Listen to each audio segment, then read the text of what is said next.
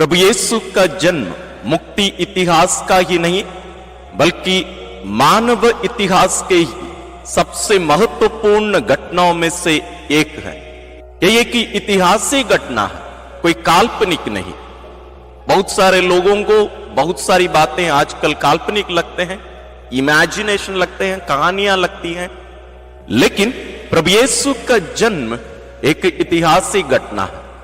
दुनिया भर में हम इस घटना को दिसंबर 25 तारीख हम मनाते हैं। इसकी तैयारी में हम अपने परिवार में, अपने पल्लियों में, शहर में अलग अलग रीति से हम तैयारियां करते हैं। लेकिन मैं सोचता हूं कि जब तक हम इस घटना को ऐतिहासिक स्थिति में उस अवसर पर यदि हम ना देखें, मतलब पुराने विधान में जो बातें इसके पहले घटित हुई हैं, जो घटनाएं घटित हुई हैं, जो लोग इसके लिए अपने आप को तैयार कर रहे थे या इंतजार कर रहे थे, उनकी दृष्टि से हम इस महत्वपूर्ण घटना को ना देखें तो शायद हम अपने आप को सही रीति से, योग्य रीति से हम तैयार नहीं कर पाएंगे और ना ही इस घटना के महत्व को समझ पाएंगे। इसलिए बेथलेहम की ओर यात्रा या जर्नी टू बेथलेहम नामक इस 24 दिन की तैयारी की एक सीरीज हम पब्लिश करने वाले हैं। यह हम शुरू करेंगे दिसंबर 1 तारीख से 24 तारीख तक। इसका समय रहेगा हर दिन 1 बजे, दोपहर 1 बजे। ये कोई ज्यादा लंबा वीडियो नहीं रहेंगे। इसमें हम ईश्वर से लेकर 24 लोगों को हम चुनकर, हम विशेष रूप से उन लोगों को चुन रहे हैं जो प्रभु यीशु की वंशावली में आते हैं। लेकिन हम शुरू करते हैं ईश्वर से। ईश्वर जो एक परिवार है, उसमें 3 व्यक्तियां हैं, पिता और पुत्र और पवित्र आत्मा। इन तीनों के साथ हम यात्रा, अलग अलग दिन तीनों व्यक्तियों को हम लेकर उनके साथ हम यात्रा करेंगे। ये कैसे होगा? जैसे प्रथम दिन हम पिता ईश्वर से यात्रा शुरू करेंगे, तो पिता ईश्वर की दृष्टि से, उनकी नजर से हम प्रभु यीशु के जन्मोत्सव की घटना को देखेंगे। ये घटना उनकी नजर में कितना महत्वपूर्ण है, क्या हुआ था उनके ओर से, और वो हमारे लिए क्या महत्व रखता है, और इसको हम कैसे अपना सकते हैं इस प्रेम को। इसी प्रकार दूसरे दिन पुत्र ईश्वर, वास्तव में जो मनुष्य बनकर आए, उसके बाद उनका नाम है यीशु या ईसा, वे हमारे साथ होंगे। तो हम उनकी दृष्टिकोण से देखेंगे कि उनका मनुष्य बनकर आना या उनका शरीर धारण उनके लिए कितना महत्वपूर्ण है, उनकी दृष्टि से ये हमारे लिए कितना ये महत्वपूर्ण है, और वे हमसे इसके बारे में क्या कहते हैं या क्या कहना चाहते हैं, इसको हम दूसरे दिन समझेंगे। इस प्रकार 24 दिन 24 व्यक्ति हमारे साथ रहें।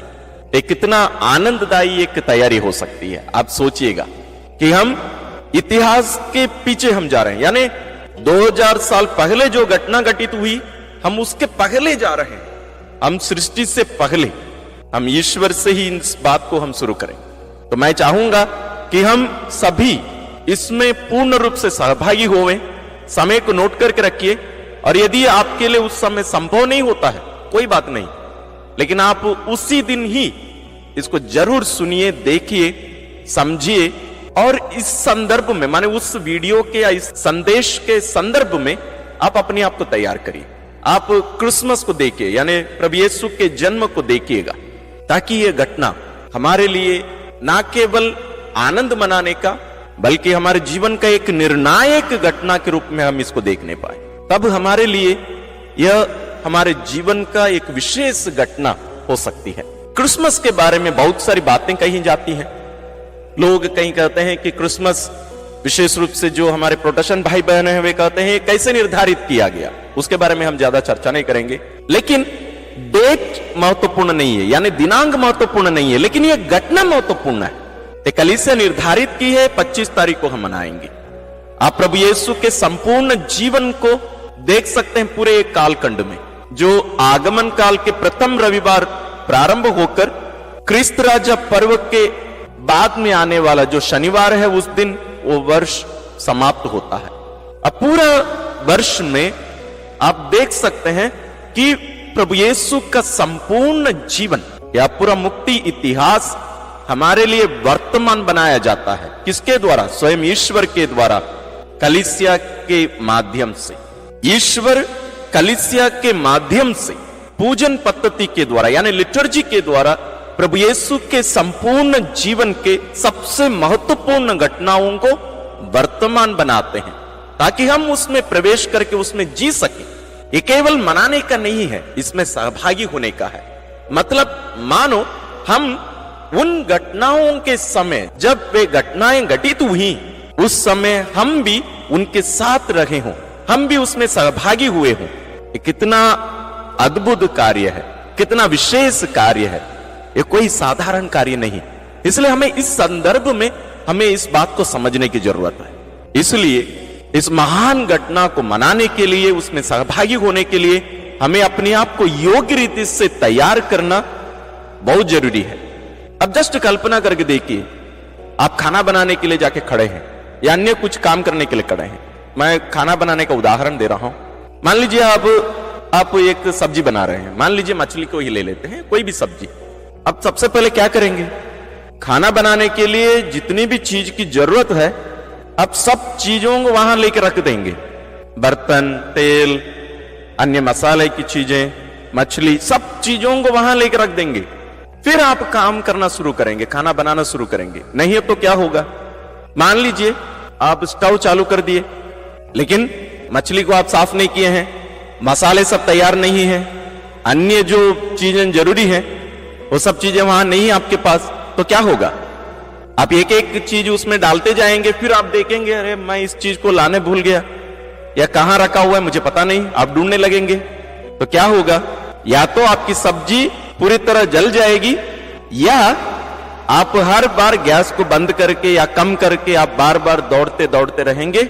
ना तो सब्जी ठीक बनेगी और ना वो स्वादिष्ट रहेगा। और जो कार्य आप आधा घंटे में पूरा कर सकते थे, उसको आप 2 घंटे में भी आप पूरा नहीं कर पाएंगे। इस उदाहरण को हम हमारे क्रिसमस की तैयारी में लेके आते हैं। यदि हम योग्य रीति से अपने आप को तैयार नहीं करेंगे, तो हम उस घटना में वास्तव में सहभागी नहीं हो सकेंगे, उसको मना नहीं सकेंगे। इसलिए इस महान घटना को पूर्ण रूप से योग्य रीति से मनाने के लिए, अपने आप को सही रूप से तैयार करने के लिए हम इस विशेष सीरीज को हम पब्लिश कर रहे हैं, ताकि हमारे साथ साथ आप भी अपने आप को अच्छा से तैयार कर सके। जब हम बेथलेहम पहुंचेंगे, यानी क्रिसमस मनाएंगे, प्रभु यीशु का जन्मोत्सव मनाएंगे, वहां बेथलेहम हमें पहुंचना अनिवार्य है। जरूर हम वहां तो नहीं पहुंच पाएंगे शारीरिक रूप से, लेकिन बेथलेहम यहां पहुंचता है। कैसे? ईश्वर उसको यहां वर्तमान बना देते हैं। तो उस समय जब हम बालक यीशु को अपने हाथों में पाएंगे, जब आप पाएंगे, जरूर पाइएगा, ईश्वर अपने पुत्र को आपके हाथ में, हमारे हाथ में देते हैं। वही है गिफ्ट। कैसे हमारे हाथ में देते हैं? वो बालक खड़ा नहीं होता है, बल्कि वो कपड़ों में लपेटा हुआ हमारे हाथ में दिए जाएंगे। हम क्या करेंगे? मान लीजिए आपको एक गिफ्ट दिया जाता है, कोई भी आपको एक गिफ्ट देते हैं, गिफ्ट तो पैक करके देते हैं ना, तो हम क्या करते हैं? गिफ्ट को वैसे पैकिंग के साथ वैसे रख देते हैं? नहीं, कभी नहीं। हम क्या करते हैं? गिफ्ट को खोल कर देखेंगे, उसको खोलेंगे, अनरैप करेंगे। उसी प्रकार जब आप और मैं, यह बालक जिसको हम कपड़ों में लपेटा हुआ वहां पाएंगे, जब उसको अपने हाथों में लेंगे, हम उनको पाएंगे, जरूर उनको हमें खोल कर देखना चाहिए। कैसे खोलेंगे? उस कपड़ा को हटाना पड़ेगा ना। उस कपड़ा को हटाएंगे तो आपको मालूम है वो कैसे दिखाई देंगे, उसका वास्तविकता। जैसे उदाहरण के लिए मान लीजिए हमें कोई एक गिफ्ट दे रहे हैं, जैसे एक मोबाइल दे दिए, नया मोबाइल। हम उसको क्या करेंगे? उसको अनरैप करेंगे, उसको खोलेंगे, खोल के उसमें जो चार्जर सब है, चार्जर लगाएंगे, चार्जिंग में लगाएंगे, मोबाइल को चालू करेंगे। उसमें हम अन्य यदि कुछ प्रोग्राम को इंस्टॉल करना है वो सब इंस्टॉल करेंगे, यानी एप्स सब इंस्टॉल करेंगे, और उसमें अपना गूगल के डिटेल्स डालेंगे, अपना जीमेल ये सब का। तो अब वहां सब अपडेट होते गए। जो पूरा बंद पड़ा हुआ था मोबाइल, अभी पूरे अपडेट किए जाकर अभी काम करने के लिए तैयार है।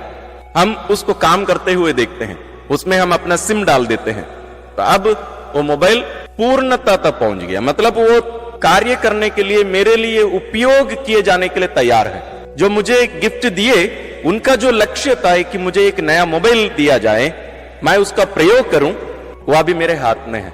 मैं उसका यूज कर सकता हूं, उपयोग कर सकता हूं। उसी प्रकार जब हम बेथलेहम पहुंचेंगे, यानी प्रभु यीशु का जन्मोत्सव मनाएंगे, वास्तव में यदि हम अपने आप को योग्य रीति से तैयार किए हैं, तो जिस रीति से मैं कह रहा हूं, इस रीति से हम तैयार करेंगे, तो जब हम उस गिफ्ट को अपने हाथों में पाएंगे, जब हम उसको अनरैप करेंगे, उसको खोलेंगे और उसमें अपना सिम डालेंगे, यानी अपना विश्वास हम उसमें रखेंगे और उसमें अन्य जो भी चीजें करने की जरूरत है, यानी उस व्यक्ति को पूर्ण रूप से जब हम खड़े करके देखेंगे ना, आपको पता है वो कहां दिखाई देंगे?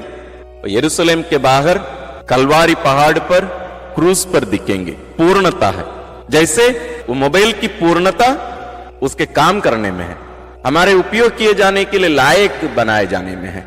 उसी प्रकार ये जो गिफ्ट है, ये केवल वहां बेथलेहम में नहीं दिखेगा। ये स्वर्ग से उतरी वो जीवंत रोटी है। ये हमें विशेष रूप से यूकरिस्ती बलिदान में दिखेंगे, कलवारी बलिदान में दिखेंगे। कलवारी वही है, पवित्र यूकरिस्त। इसलिए हम इसके पहले भी इसके बारे में बहुत सारे वीडियोस बनाकर हम मनन किए हैं।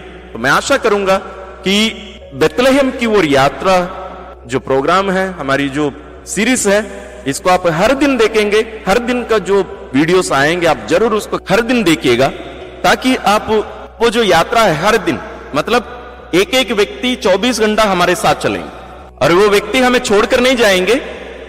उस यात्रा में एक नया व्यक्ति जुड़ते जाएगा। तो जब हम 24 तारीख को वहां बेथलेहम तक पहुंच जाएंगे, तब हमारे साथ और भी 24 व्यक्तियां हैं। जरूर हमारे परिवार के प्रियजन भी होंगे, लेकिन ऐतिहासिक व्यक्तियां, और उनमें केवल पुरुष नहीं, कुछ महिलाएं भी हैं। केवल इस्राएली नहीं, गैर इस्राएली भी हैं। केवल अच्छे लोग नहीं, बुरे लोग भी हैं हमारी दृष्टि में। यहां तक कुछ वेश्याएं भी हैं। प्रभु यीशु की जो वंशावली है, उसमें आप जरूर देख पाएंगे। तो उसका लिस्ट इस प्रकार है। पहला दिन पिता ईश्वर, दूसरा दिन पुत्र ईश्वर, तीसरा दिन पवित्र आत्मा ईश्वर, चौथा दिन आदम और हेवा, पांचवां दिन नूह, छठवां दिन इब्राहिम हमारे विश्वास के पिता, सातवां दिन उनका पुत्र इसहाक, आठवां दिन याकूब, नौवां दिन यूसुफ, 10वां दिन तामार, 11वां दिन मूसा, 12वां दिन आरन, 13वां दिन योशुआ, 14वां दिन राहाब, 15वां दिन रूत, 16वां दिन इस्राएलियों का प्रथम राजा सौल, 17वां दिन राजा दाऊद, 18वां दिन राजा सुलेमान, 19वां दिन स्वर्गदूतगण, विशेष रूप से स्वर्गदूत गैब्रियल, 20वां दिन योहन बपतिस्ता के पिता जकरियस, 21वां दिन है, 22वां दिन है संत योहन बपतिस्ता, 23वां दिन है संत यूसुफ, 24वां दिन है स्वयं मां मरियम। तो इस यात्रा में इन लोग सब हमारे साथ चलेंगे। कितना आनंददायी यात्रा होगी। आप जरूर इस यात्रा में जुड़िएगा। मैं पुनः आपको याद दिलाना चाहूंगा, यह हर दिन 1 बजे, दिसंबर 1 तारीख से लेकर दिसंबर 24 तारीख तक। जरूर पूरा वीडियो देखिए। उनके गुणों को आप लिख के रखिए, उन गुणों को अपनाने की कोशिश करिए। उनकी दृष्टि से प्रभु यीशु के जन्मोत्सव को देखिए और हम सब मिलकर हम बेथलेहम की ओर यात्रा करें। प्रभु यीशु के जन्मोत्सव को हम धूमधाम मनाने के लिए, उसमें सहभागी होने के लिए हम सभी योग्य रीति से अपने आप को तैयार करने के लिए एक लाभकारी कार्य ये जरूर साबित होगा। हम सब मिलकर यात्रा करें। ईश्वर हम सबों के साथ हैं। इस यात्रा को सफल बनाने में भी वे जरूर हमारी सहायता करेंगे। ईश्वर आप सबों को आशीर्वाद प्रदान करें।